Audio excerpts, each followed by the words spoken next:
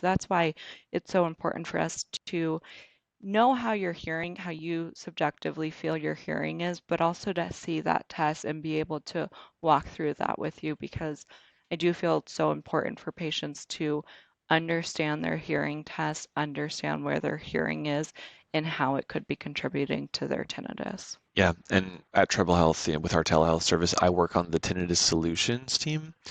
And one thing that we do is we meet with patients for a consultation and we review their hearing test. Most patients who come to us have already had a hearing test in the past, so either they'll subjectively explain the results or they will show the actual data, which we then provide them pathway forward towards different solutions that could help them. Yeah, that hearing test is crucial because it identifies what is the actual tinnitus cause. Sometimes the low-hanging fruit with treating tinnitus is actually treating hearing loss. That gets the best tinnitus treatment. So using devices like hearing aids or other similar devices on the ears, which can treat hearing loss and tinnitus together, is often the right pathway forward for someone who's experiencing hearing difficulties with tinnitus.